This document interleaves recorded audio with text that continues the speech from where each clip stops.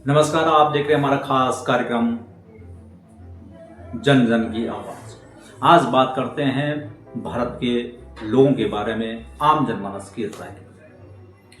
काफ़ी लोगों की राय समाज से जुड़ करके हमने जो पाया देखा, एक आम आदमी कितना परेशान हो सकता है, इस बात से अंदाज़ा लगाया जा सकता है कि किस तरह से हमारी कानून व्यवस्था है, न्याय व्यवस्था है। कई कई मामले 20-20 साल कोर्ट में लगे हुए हैं, फैसले नहीं, यानी तारीख पे तारीख तो मिलती है लेकिन फैसला नहीं।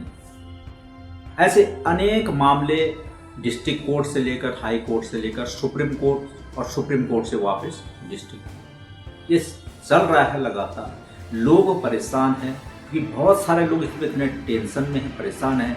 कई जगह एक भूमि में विवाद, यानी कि बंटवारा से लेकर विवाद होने में, वहाँ से डिस्ट्रिक्ट कोर्ट से लेकर के हाई कोर्ट ले सुप्रीम कोर्ट से मतलब ऐसे ही चल रहा है, कोई फैसले नहीं है। कहने का अर्थ है कि भारत के अंदर कई मामले ऐसे हैं कि जिस तरह से किसी ने किसी की ज़मीन में बैठ करके उसके सारे डॉक्यूमेंट बना के नकली तरह से, गलत तरीके से अपने नाम करके और सेल भी कर, ऐसे भी मामले आप समझ सकते हो कि हो क्या रहा है।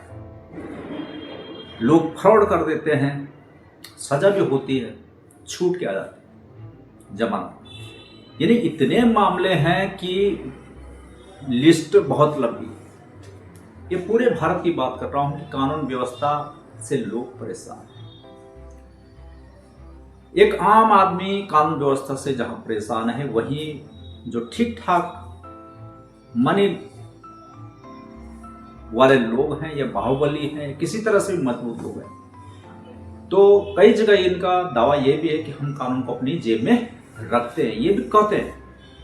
आप समझ सकते हो इस चीज को, क्योंकि जब कोई भी मामला होता है तो पहले वो पुलिस के पास जाता है, पुलिस ही आगे उसको फॉरवर्ड करती है। लेकिन ये वो लोग हैं जो कि पुलिस को भी काम नहीं करने देते। ऐसे भी कहानी हमारे पास आई है, ऐसी भी रिपोर्ट हमारे पास है जिसमें साक्ष्य हमारे पास। भारतीय प्रशासनिक सुधार एवं जन शिकायत परिषद, जिसके फाउंडर हैं आपके दर्श चौधरी जी, राधा चौधरी, आरटीआई के माध्यम से सवाल पूछे जाते हैं, सवाल चलते रहते हैं, लेकिन कहानी कुछ और। कारण यह भी है कि आम आदमी जागरूक नहीं है और एक लॉबी सिस्टम है। राजनीति ने सबको यहाँ जो है किस तरह से कठपुतली बनाया है भारत के अंदर, ये आप समझ सकते हैं। ये मैं सीधा बोल रहा हूँ कि राजनीति में अगर किसी को हम ईमानदार बोलते तो भाई किसको ईमानदार बोलते, बड़ा प्रश्न है। क्योंकि अगर किसी नॉर्मल व्यक्ति के, सामान्य व्यक्ति कहीं जान पहचान नहीं है तो बेचारा बहुत परेशान हो जाता है। अगर सामान्य कोई नॉर्मल व्यक्ति है, अगर कोई हॉस्पिटल में भी जाता है, उसका इलाज नहीं हो पाता है, उसकी समस्या पे समस्या पे समस्या है।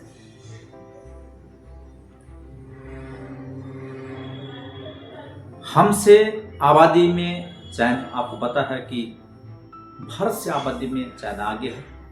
और एक समय वो भी था जब भारत आज़ाद हुआ था। आप सोच सकते हो कि हमारे जो आबादी थी भारत की, वो 33-34 करोड़ के आसपास थी, ज़्यादा आबादी नहीं। यहाँ की आबादी 2025 में 1.5 अरब से ऊपर है भारत की। हमारे घटिया कानून की वजह से यहाँ पर कोई भी आता है और बस जाता है। यानी कि भारत की नागरिकता लेना बहुत आसान। ये वो देश है जिसमें धरती की पूजा होती है, स्त्री की पूजा होती है, और ये वही देश है जहां पर एक स्त्री, मां सीता के अपराध में रावण को, पूरी लंका को जला दिया गया पर वो हनुमान। आप सोच सकते हो इस। दूसरे नंबर पे बात करते हैं तो द्रौपदी, एक स्त्री के चक्कर में महाभारत हो गई। लेकिन आज स्थितियां ऐसी हैं कि यहां रावण से बढ़कर लोग हैं और आराम से घूमते। यानी प्रश्न ये उठता है कि समाज के अंदर ये इतना समय होने के बावजूद भी आजाद भारत, लोग बोलते हैं कि हम आजाद भारत, आजादी का वर्ष मना रहे हैं, लेकिन ये कहीं ना कहीं मैं ये बोलता हूं कि जब आजादी उसको बोलते हैं जिसमें लोगों को न्याय व्यवस्था ठीक हो, लोगों को शिक्षा का व्यवस्था ठीक हो, स्वास्थ्य की व्यवस्था ठीक हो, आदमी वो फ्रीडम है। आज फ्रीडम नहीं है, इंसान दबाव में जिंदगी जी रहा है। जो सामान्य व्यक्ति है वो बड़ा ही, उसके साथ न्याय नहीं है। अगर किसी के साथ कोई अपराध हो रहा है, वो किसी पुलिस थाना में जाता है तो पुलिस कंप्लेंट नहीं करती। उसका रीजन क्या है? क्योंकि मामले इतने होते, संगीन होते हैं, किसी बड़े तबके के लोग होते हैं, तो पुलिस भी कुछ नहीं करती। अगर ज्यादा बड़ा क्राइम कर ले तो हद से हद वहां से उसको जेल या कोर्ट तक ले जाएंगे। उसके बाद उसको पता है कि आराम से हमको जमानत मिल जाएगी। तो मित्रों, ये समझ सकते हो आप कि जो भारत की स्थितियां हैं वो बहुत ही गंभीर है। हमारा एक ही मिशन है कि शिक्षा, स्वास्थ्य, इस पे काम करना बहुत जरूरी है। रोजगार पूरक शिक्षा पे काम करना बहुत जरूरी है। साथ में आके कानून व्यवस्था, भारत की जब तक कानून व्यवस्था नहीं बदलेगी, सरकारें कोई भी हो, जो आज इस समय भारत जो 2025 का भारत है, इसमें हम प्रधानमंत्री मोदी जी, जो कि वर्ल्ड के अंदर सम्मानित हैं, लोग उनको, उनके फॉलोअर हैं, योगी आदित्यनाथ, पूरी दुनिया जानती है उनको किस तरह के मुख्यमंत्री हैं, ऑन द स्पॉट गलत को बर्दाश्त नहीं करते, ऐसे मुख्यमंत्री हैं। और हर आदमी की अगर कोई उनके पास या उनके पास कोई सूचना होती है तो तुरंत कार्रवाई होती है, ऐसे मुख्यमंत्री है। लेकिन कानून व्यवस्था से वो भी लाचार है। भारत की जो कानून व्यवस्था है सब लाचार है महोदय। तो मैं आम जनमानस को कहता हूं कि आम आदमी से देश चलता है। यदि हम टैक्स पेड वाले सब लोग हैं, इसकी टैक्स से जो सरकारें चलती हैं वो टैक्स के पैसे चलते सर, जनता के टैक्स से जो है सरकारें चलती। तो कानून व्यवस्था क्यों नहीं बदली जा सकती? कठोर कानून व्यवस्था क्यों? एक रेप करके भाग जाता है, जमानत हो जाती है सर, आराम से।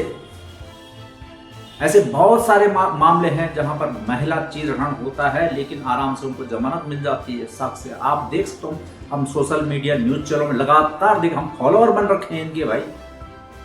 आम जनमानस जो है टीवी देख रहा है, मोबाइल पे देख रहा है, न्यूज चल रही है, हम इसी के फॉलोअर बने रहेंगे क्या? सवाल ये है, कब तक ऐसा चलता रहेगा? देश को बदलने के लिए हमारी हर व्यक्ति की आवश्यकता है, हर व्यक्ति को आगे आना पड़ेगा, क्योंकि एक मिशन बनना बहुत जरूरी है। धरना प्रदर्शन से कुछ नहीं होने वाला, क्योंकि सब के सब जो राजनीतिक लोग हैं ये अपने आप में बहुत ही मजबूत स्थिति में है। ध्यान रखना दोस्तों, क्योंकि अगर राजनीति में बोले तो हम किसको ईमानदार बोले। यहां श्री उत्तर प्रदेश के सीएम योगी आदित्यनाथ, जो कि एक ऐसे शख्सियत है जो कर्म धर्म सब कुछ मानते हैं और जिनको हम ऐसे व्यक्ति को सलूट करते हैं, क्योंकि उनका जो कार्य प्रणाली है स्पष्ट है, साफ है। हम जो अच्छा है उसके लिए कभी ये नहीं बोलेंगे। भेदभाव, हर व्यक्ति हमारे लिए महत्वपूर्ण है, हर व्यक्ति देश के लिए महत्वपूर्ण है। लेकिन जब तक कानून व्यवस्था में परिवर्तन नहीं होगा, कठोर कानून नहीं बनेगा, तब तक पॉसिबल नहीं है। क्योंकि कोई जो है बाहुबली है, कोई राजनीति से जुड़ा व्यक्ति है, उसके लिए कानून व्यवस्था जीरो नहीं हो सकता। एक आम आदमी की सुनवाई होती नहीं है, होती है तो एक आदमी की जिंदगी अगर एक बार फंस गए तो वो बस कोर्ट कचहरी में नापता रहता है। तो देश का कानून ठोस होना चाहिए। अगर उदाहरण के लिए कोई फर्जी प्रॉपर्टी है और उसका फ्रॉड तरीके से उसका रजिस्ट्रेशन या उसका रजिस्ट्री करा दी जाती है, हो जाती है, तो यदि अगर पता चलता है कि इस फ्रॉड में वकील भी शामिल है तो भैया सजा का हकदार तो जालसाजी कहीं वो, भ्रष्टाचार कहीं वो, सब लपेटे में आने चाहिए। तो इसका हमारा एक ही बोलने का अर्थ एक है कि भारत के जो लोग हैं, अगर जहां तक मेरी आवाज पहुंच रही है, इसमें हमारा हाथ जोड़कर विनती है, पूरे प्रदेश, चाहे उत्तराखंड हो, उत्तर प्रदेश हो, मध्य प्रदेश हो, झारखंड हो, पंजाब हो, कि देश में राजनीति से पहले कानून व्यवस्था बदलनी बहुत जरूरी है। सरकार, ये राजनीति वाले लोग तब तक शोषण कर सकते हैं, तब तक हमारे साथ खिलवाड़ कर सकते हैं, जब तक ठोस कानून नहीं बन जाता। क्योंकि बहुत सारे जगह मैंने ऐसे देखे जहां पर चुनाव होते हैं, वोट देते हैं, राजनीति जब चाहे वो पार्षद हो या कोई प्रधान हो या मेयर हो या बड़े चुनाव हो, सांसद हो, विधायक हो, चुनाव होते हैं, उस टाइम ऐसे हाथ जोड़कर आते हैं बहुत आसानी से हर व्यक्ति के सामने, लेकिन विजय होने के बाद किसी की शिकायत, किसी की समस्या को सुनने वाला कोई नहीं। तब पत्र व्यवहार के द्वारा आप लगे रहो, कुछ नहीं होने वाला, क्योंकि फिर काम वही होता है जो ठीक ठाक उनके पहुंच पे होता है, जिससे कुछ फायदा हो। तो देश की जनता से सिर्फ एक अपील है कि इस आवाज को बुलंद करने की आवश्यकता है, जरूर है, जरूरी हो चुका है, क्योंकि नहीं तो आने वाला अब 2047 तक, क्योंकि 80 करोड़ लोग अभी तक जिनको फ्री का राशन दिया जा रहा है, आप समझ सकते हो इस चीज को। 1.5 अरब की जनसंख्या में 80% लोग, 80,000 लोग जो है फ्री का, 50% से ऊपर ही जा रहा है, बल्कि फ्री का राशन, यानी गरीबी रेखा के नीचे। तो इस देश के अंदर क्या चल रहा है? तो कानून व्यवस्था ठोस होगी तो कोई भी गलत चीजों से डरेगा भाई। गलत करने से पहले डरे। जैसे अन्य देशों में आप चाहे कोई इस तरह से, कोई यहाँ हमारे भारत देश धर्म से, जाति से इस तरह से आंदोलन चलते हैं यहाँ पे, हम बोलते हैं हम देश के अंदर सिर्फ एक इंसान है भैया, एक कानून होना चाहिए, सभी धर्मों के लिए एक ही कानून होना चाहिए। जिसको भारत के अंदर रहना है उसको वो रूल फॉलो करना पड़ेगा। हमारा रूल देश के अंदर अगर रहना है तो भारत के रूल्स फॉलो करने पड़ेंगे। जब हम बाहर जाते हैं तो हमें उनके रूल फॉलो करने पड़ते हैं, अन्य कंट्री के रूल फॉलो करना पड़ते हैं। तो जो भारत के लोग हैं, जो यहाँ जिनका शुरू से लेकर जो यहाँ पर रहे हैं और उनके लिए आज इतने परेशानी झेल रहे हैं, अदर स्टेट से, जैसे उत्तराखंड है, उत्तराखंड से बाहर से आए हुए लोगों ने यहाँ होटल्स, यहाँ जो अपना कारोबार बना दिया है, सब कुछ किया है उत्तराखंड के अंदर, लेकिन उत्तराखंड के लोग ही जो है पलायन पे मजबूर। आखिर क्यों ऐसा हो रहा है? अगर हमें स्टेट बताना, अगर उत्तर प्रदेश स्टेट है, वहां के लोगों को, अधिकतर लोगों को वहीं रोजगार मिल जाए, इजी होगा। उत्तराखंड के लोगों को अगर अधिकतर जो है वहीं उस चीज को, सबको ही सरकारी नौकरी तो नहीं मिल सकती है देश के अंदर। हर व्यक्ति को सरकारी नौकरी नहीं मिल सकती है। हर व्यक्ति IAS नहीं बन सकता, हर व्यक्ति PCS नहीं बन सकता, हर व्यक्ति पुलिस में नहीं जा सकता, हर व्यक्ति आर्मी में। ये समझने वाली बात है हमें, ये लिमिट है। लेकिन कम से कम ऐसी शिक्षाएं हो जो रोजगार पूरक व्यवस्थाएं बनानी पड़ेंगी, सरकार इसलिए होती है।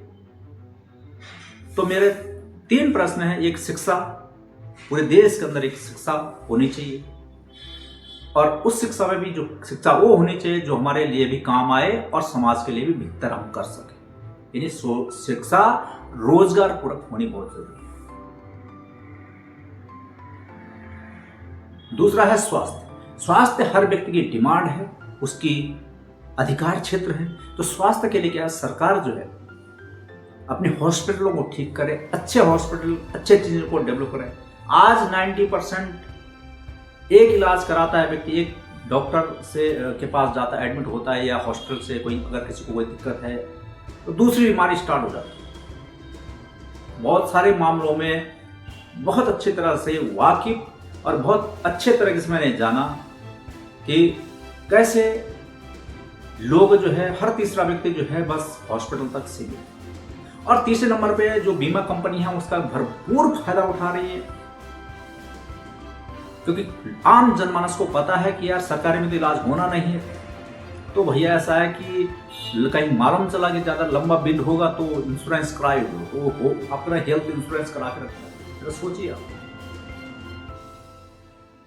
यानी एक आम आदमी हेल्थ इंश्योरेंस हो गया, गाड़ी का इंश्योरेंस हो गया, आपका घर का इंश्योरेंस, कारोबार का इंश्योरेंस, फैक्ट्री का इंश्योरेंस, दुनिया भर का चक्कर में तो इंश्योरेंस कंपनी को देना पड़ता है, सरकार की।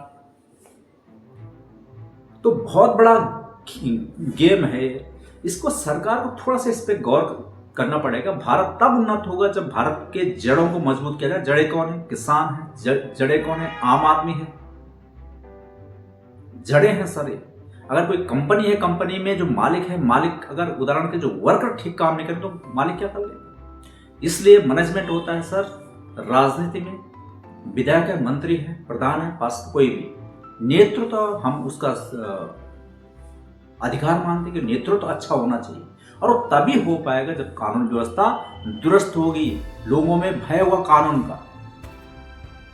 आज समस्या ये है कि कोई किसी का रेप कर रहा है, उसको पता है, अपराधी को पता है ज्यादा से क्या होगा, जेल होगी, जेल के बाद जो है मैं अपना छूट जाऊंगा, और वही ये रहा है। एक आम आदमी अपने केस के लिए 10 साल उस टेंशन में जी रहा है, जो साधारण व्यक्ति है। तो ये नहीं होना चाहिए। इसलिए देश के कानून में को बदलने की सख्त आवश्यकता है, इस पर विचार करने की आवश्यकता है, आम आदमी को विचार करने की आवश्यकता है, और वो बहुत जरूरी है। फिलहाल मैं आज के लिए इतना ही, फिर मिलेंगे दोबारा आपको और अन्य जानकारी।